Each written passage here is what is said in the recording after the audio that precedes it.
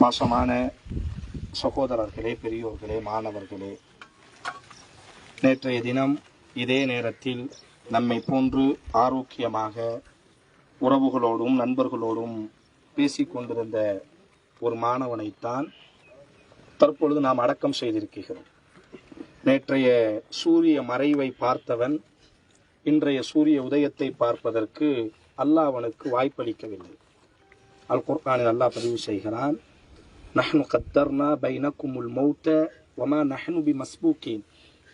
உங்களுக்கு மத்தியில் மரணத்தை நாம் விதித்து விட்டோம், அந்த மரணத்தை முந்தியவர்கள் உலகில் எங்கேனும் இருக்கிறார்களா என்று அல்லாஹ் கேட்கிறார். இப்போ மரணம், அல்லாஹ் ரப்புல் ஆலமீன் இந்த வயதில் இந்த நாளில் இந்த சிறுவன் மரணிக்க வேண்டும் என்பது அல்லாஹுவினுடைய நாட்டம். மரணத்திற்கான பல்வேறு காரணங்களில் ஒரு காரணம் விபத்தாக அமைந்திருக்கிறது. இப்போ நமக்கு இதிலிருந்து கிடைக்கக்கூடிய ஒரு பெரிய படிப்பினை என்ன? நாமும் ஒரு நாள் இது போன்று அடக்கம் செய்யப்படுவோம். எவ்வளவு நண்பர்கள் நிற்கிறோம், அவரோடு பழகியவர்கள், அவரை கெட்டி அணைத்து பிறக்கும் பொழுது முத்தமிட்டு வாங்கிய தகப்பனினுடைய கரம் இருக்கிறது, உடன் பிறந்தவர்கள், பழக்கம் வழக்கம் எல்லோரும் நிற்கிறோம்.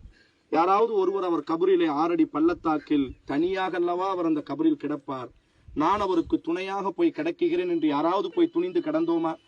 குடும்பமாக இருந்தாலும் நண்பர்களாக இருந்தாலும் யாருக்கும் அந்த துணிவு இல்லை. தனித்துதான் அந்த உலகத்தை சந்திக்க வேண்டும். அதுபோலத்தான் நாமும் எவ்வளவுதான் பாசம், எவ்வளவுதான் நேசம், எவ்வளவுதான் நட்பு வட்டாரம், எவ்வளவுதான் உயர்ந்த செல்வங்களை நமக்காக குரல் கொடுக்கக்கூடிய 1000 மனிதர்களை நாம் உருவாக்கி இருந்தாலும் இந்த கபூர் என்று வரும் பொழுது தனித்துதான். ரசூலுல்லாஹி ஸல்லல்லாஹு அலைஹி வஸல்லம், இது என்ன பாசம்! அல்லாஹுவின் தூதருக்கு உயிரையே கொடுப்பதற்கு துணிந்த தோழர்கள், லட்சோபக்கணக்கான தோழர்கள் இருந்தார்களே.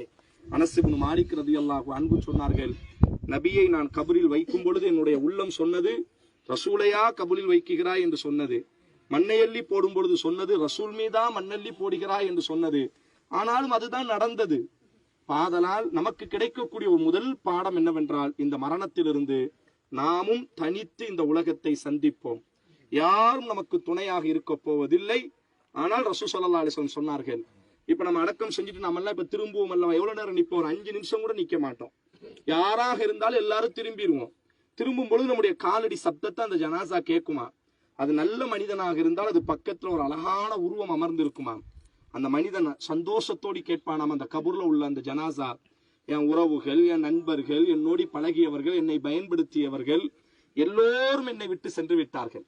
ஆனா இந்த 6 அடி பள்ளத்தாக்கில பார்ப்பதற்கு அவ்வளவு அழகாக இருக்கிறீர்களே, எனக்காக நீங்கள் எனக்கு பக்கத்தில் அமர்ந்திருக்கிறீர்கள். அந்த உருவம் வந்துவிட்டாலே கபூர் விசாலமாகி விடுமாம். கபூரெல்லாம் சுவனத்தினுடைய நறுமணம் வீச ஆரம்பிக்குமாம். உடனே அந்த மனிதன் கேட்பானாம், அந்த ஜனாசா, நீங்க யார்? மன் அன்த, நீ யார் என்று கேட்பானாம். உடனே அந்த உருவம் சொல்லும், அமலுக்க, நீ செய்த அமல்கள் தான் நாங்கள் எல்லாம்.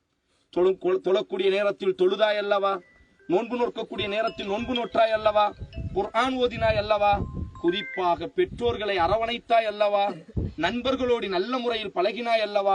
மனிதநேய உதவிகளை 1000 செய்தாய் அல்லவா?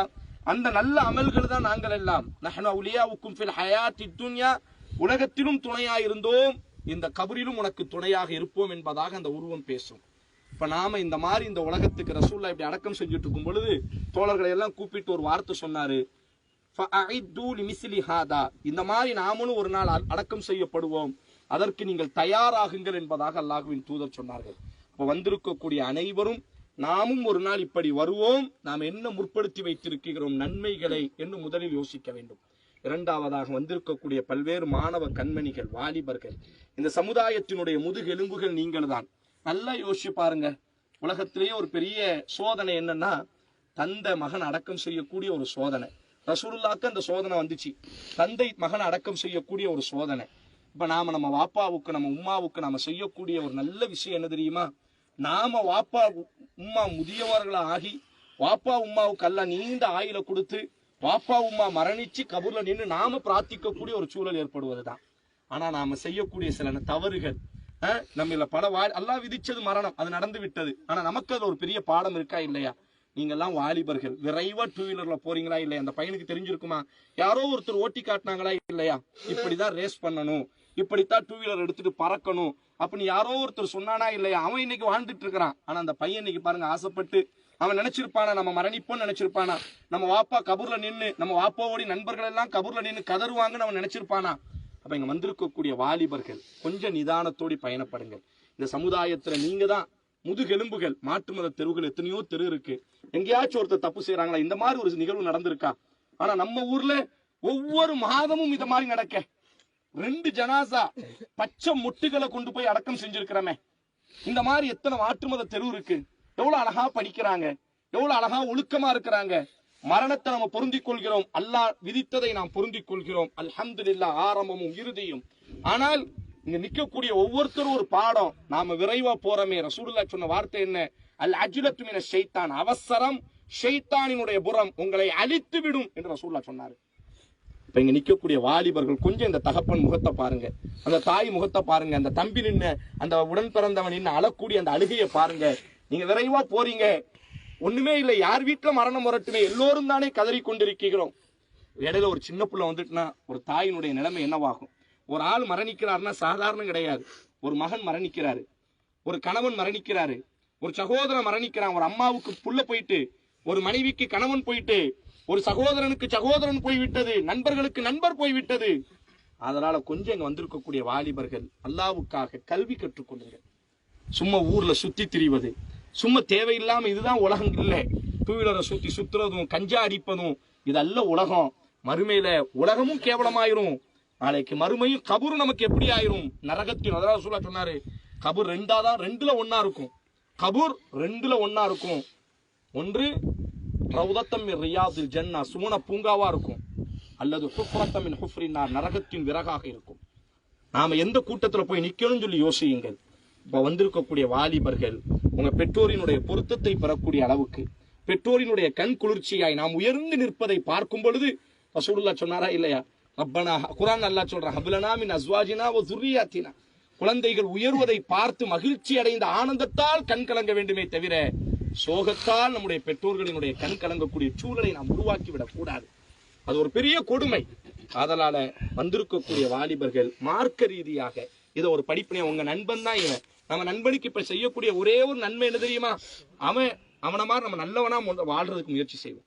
தொழக்கூடியவர்களாக, இபாதத்து செய்யக்கூடியவர்களாக, அவனுக்காக ஒவ்வொரு நாளும். இப்ப எதுவுமே அவனுக்கு நம்ம செய்ய முடியாது உதவி. ஒன்னே ஒண்ணு செய்ய முடியும், அவன் மரணத்திலிருந்து பாடம் கற்றுக்கொண்டு நாம் திருந்தி அவனுக்காக பிரார்த்தனை செய்ய முடியும். வந்திருக்கக்கூடிய வாலிபர்கள் உங்க நண்பனுக்கு ஏதாவது உதவி செய்ய வேண்டும் என்று உங்களுக்கு தோணுச்சுன்னா நல்ல முறையில் வாழ்க்கை நடத்துங்கள். அல்லாஹ்வுக்கு பிடித்த ஒரு வாழ்க்கையை ஏற்படுத்துங்கள். ரப்பு எப்படி வாழ்ந்தால் பிடிப்பானோ, நம்ம கையில வச்சுட்டு இருந்தா ரப்புக்கு பிடிக்குமா? டூ வீலர்ல விரைவா போறோம், ரப்புக்கு பிடிக்குமா? கஞ்சா பாக்கெட்ல நாம் அணிந்திருக்கக்கூடிய கீழாடையில கஞ்சா இருப்பது அல்லாஹ்வுக்கு பிடிக்குமா? பெற்றோருக்கு பிடிக்குமா? சமூகத்துக்கு பிடிக்குமா? உங்க புள்ள இங்க தப்ப செஞ்சா பிடிக்குமா? அதனால கொஞ்சம் நிதானத்தோடு இதை ஒரு மரணத்தை ஒரு காரணமா வச்சு, மரணத்தை விட ஒரு சிறந்த உபதேசி யாரும் இல்லைன்னு ரசூலுல்லாஹ் சொன்னாங்க. மரணத்தை ஒரு காரணமா வச்சு நீங்க எல்லாம் நல்ல படிக்கக்கூடிய வாலிபர்களாய் இந்த ஊர்ல இருந்து கலெக்டர்களும் பார்க்கும் பொழுது இந்த ஊரே மகிழ்ச்சி அடையும். நம்ம ஊரினுடைய வாலிபர்களை பார்த்து பக்கத்துல உள்ளவர்கள் எல்லாம் போராமைப்பட வேண்டும். மேலப்பாளையத்தினுடைய பெற்றோரை பாருங்கள், மேலப்பாளையத்தினுடைய ஊர் தலைவரை பாருங்கள், அந்த ஊரினுடைய வாலிபர்களை எவ்வளவு அழகாக உயர்த்தி இருக்கிறார்கள். மேலப்பாளையத்தினுடைய வாலிபர்களை பாருங்கள், எவ்வளவு உயர்ந்த பதவிகளிலே அமர்ந்து ஊரே அரசு பதவியிலே உட்கார்ந்து கொண்டு கோலாச்சி கொண்டிருக்கிறது. ஊரே ஒழுக்கமாக இருக்கிறது, ஊரே பரிசுத்தமானதாக இருக்கிற. இந்த ஊர்ல யாருமே கஞ்சா அடிக்க மாட்டான், இந்த ஊர்ல யாருமே தண்ணி அடிக்க மாட்டான், இந்த ஊர்ல யாருமே விபச்சாரம் செய்ய மாட்டான். வாழ்ந்தால் இந்த ஊர்ல போய் வாழணும். குழந்தைன்னு ஒண்ணு பிறந்தா இந்த ஊர்ல பிறந்த குழந்தை மாதிரி பிறக்கணும்னு சொல்லி நல்ல பேரை நம்ம வாங்கி கொடுக்கணுமே தவிர ஐயோ இந்த ஊருக்கு போயிட்டா செத்துருவோன்னு ஒரு பயத்தை ஏற்படுத்தி விடக்கூடாது. நம்ம எல்லாம் உரிமையா உங்கள்கிட்ட மாணவ கண்மணிகள் கபூர்ல நிற்கும் பொழுது சொல்லக்கூடிய வார்த்தை கொஞ்சம் அழுத்தமா பதியுமேன்னு சொல்லி, வார்த்தை கடினமாக இருந்தால் மன்னித்துக்கொள்ள அன்பு தோழனே. கொஞ்சமாவது நாம் என்ன செய்வோம், இனியாவது நாம திருந்தி அல்லாஹ்வோடு நாம் நெருக்கத்தை ஏற்படுத்துவோம். சமூகத்திற்கு பல்வேறு சோதனை இருக்கு. நீ வீழ்ந்து விட்டாய், உன்னை அடக்கம் செஞ்சுட்டு இந்த சமுதாயத்துல நாங்க வாழவே முடியாது. நீ தான் என்ன செய்யணும், முதுகெலும்பா இந்த சமுதாயத்தை தூக்கி நிறுத்த வேண்டும். எங்களை அடக்கம் செஞ்சுட்டு எங்களுக்காக நீ பிரார்த்தனை செய்யக்கூடிய சூழல் வரணுமே தவிர ஒன்ன அடக்கம் செஞ்சு விட்டு கனவு காணக்கூடிய கண்ணீர் வடிக்கக்கூடிய சூழலை உருவாக்கி விடாதே. அதனால் இந்த மரணத்திலிருந்து ஒரு நல்ல பாடம், முதல் பாடம், நாம இப்படித்தான் ஒரு நாள் வரப்போறோம். வயது வித்தியாசமே இல்லை. ஏதோ ஒரு நாளில் அரபில சொல்லுவாங்க, உனக்கு நெருக்கமானவன் மரணிக்கிறான் என்றால் அல்லாஹ் உனக்கு ஒரு தூது செய்தி அனுப்புகிறான், நீ மரணிக்க போகிறாய் என்ற ஒரு தூது செய்தி. உன் நெருக்கமானவனே மரணிச்சுட்டானே, அல்லாஹ் நமக்கு எல்லாம் ஒரு தூது செய்தியை சொல்றான். உன் கூட உள்ளவனையும் நான் தூக்கிட்டேன், உன்னைய தூக்குறதுக்கு எவ்வளவு நேரம் ஆகும்னு சொல்லி அல்லாஹ் நமக்கு ஒரு தூது செய்தியை சொல்லி இருக்கிறான். இரண்டாவது, நாம் திருந்துவோம். மரணம், பிறரினுடைய மரணம் நம்மை திருத்த வேண்டும். நம்முடைய செயல்பாடுகள், நம்முடைய குணங்களை திருத்த வேண்டும். இபாதத் ரீதியாக, ஒழுக்க ரீதியாக நம்ம சீர்படுத்திக் கொள்வோம். இன்ஷா அல்லாஹ் சமூகத்திற்கும் குடும்பத்திற்கும் கண் குளிர்ச்சியான வாலிபர்களாக நாம் என்ன செய்வோம், வாழ்வோம். நாமும் ஒரு நாள் கபருக்கு வரும் பொழுது அல்லாஹுவின் தூதர் ஸல்லல்லாஹு அலைஹி வஸல்லம் சொன்னார்களே, சுவன தோட்டமாய் இந்த கபர் சிலருக்கு அமைந்திருக்கும் என்று சொன்னார்களே, அப்பேற்பட்ட சுவனத்து தோட்டமாக இப்பொழுது அடக்கம் செய்யப்பட்ட இந்த மாணவனுக்கும் நமக்கும் இங்கு யாரெல்லாம் அடக்கம் செய்திருப்பார்களோ அவர்கள் அனைவரினுடைய கபரையும் அல்லாஹ் சுவனத்து தோட்டமாக அல்லாஹ் உருவாக்கட்டும். நம்மையும் அவர்களையும் அல்லாஹ் மன்னிக்கட்டும். ரசூல் ஸல்லல்லாஹு அலைஹி வஸல்லம் இழந்தவரினுடைய குடும்பத்திற்கு ஒரு அழகான பிரார்த்தனையை நமக்கு செய்யுமாறு கற்றுக் கொடுத்தாங்க. அதுல அவரினுடைய தந்தையை பத்தி உங்களுக்கு தெரியும். நீண்ட காலம் சமூகத்திலேயே பணியாற்றக்கூடியவர். ஆம்புலன்ஸ்னாலும் சரி, ஒருத்தர் காயப்பட்டாலும் சரி, ஒருத்தர் பிரச்சனைனாலும் சரி, எனக்கெல்லாம் பிரச்சனை வந்த பொழுது இப்ப நாங்கெல்லாம் கூட தண்ணியை குடிச்சிட்டு நிக்கிறோம். அன்னைக்கு தண்ணி கூட குடிக்காம, சாப்பாடு கூட கொடுக்காம என் வீட்டு வாசல்லையே என்னுடைய பிரச்சனைக்காக நின்ற தோழர், அந்த தோழர் தலைவரும் சரி, அவரும் சரி, இப்படித்தான் எல்லோரும் அல்லாஹ் ரப்பல் ஆலமீன் ரசூல் ஸல்லல்லாஹு அலைஹி வஸல்லம் இழந்தவரினுடைய குடும்பத்துக்கு ஒரு அழகான பிரார்த்தனையை நமக்கு செய்யுமாறு கற்றுத்தந்தார்கள். அல்லாஹுவே, இந்த ஜனாசாவை நீ மன்னிக்கணும். இந்த ஜனாசாவுக்கு